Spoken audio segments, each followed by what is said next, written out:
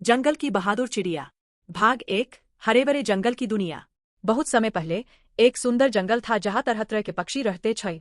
रंग बिरंगे तोते, तेज उड़ने वाले बाज, मीठा गाने वाली बुलबुल और नन्हे गौरैया सब मिलकर जंगल को जीवंत बनाते थे। इन पक्षियों की रानी थी चित्रा, एक बुद्धिमान और दयालु चिड़िया जो हमेशा सभी की मदद करती थी। भाग 2।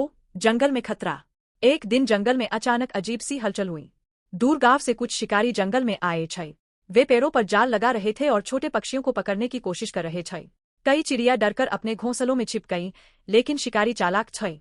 उन्होंने अनाज के दाने बिखेर दिए ताकि पक्षी खाने आए और जाल में फंस जाएं। भाग 3। चित्रा की सुएबुआ। चित्रा ने यह सब दूर से देखा और सोचा, अगर हम सब मिलकर काम करें तो हम इन शिकारियों को हरा सकते हैं। वह उठकर अपने दोस्तों के पास गई और बोली, हमें मिलकर इन शिकारियों को भगाना होगा। तोते, बुलबुल और कबूतर डर रहे थे, लेकिन बाघ ने कहा, हम अगर साथ रहें तो कोई भी शिकारी हमें नुकसान नहीं पहुंचा सकता। भाग 4। चालाकी से शिकारियों को हराना। चित्रा ने सबको एक योजना बताई। सभी पक्षी चुपचाप नीचे उतरकर अनाज खाने लगे।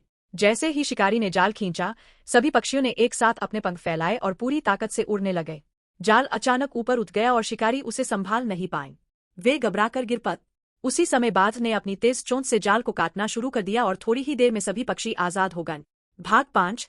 शिकारी की हार और जंगल की जीत। इतना कुछ होने के बाद शिकारी डर गए। उन्हें समझ आ गया कि यह जंगल उनके लिए नहीं है। वे अपना जाल और सामान छोड़कर वहां से भाग निकले। सभी पक्षी खुशी से चहचहाने लगे। चित्रा और उसकी टीम ने जंगल को बचा लिया था। शेर राजा ने सबको इकट्ठा किया और कहा, ताकत से ज्यादा जरूरी होता है एकता और बुद्धिमान। अगर हम सब मिलकर किसी भी मुश्किल का सामना करें तो कोई हमें हरा नहीं सकता।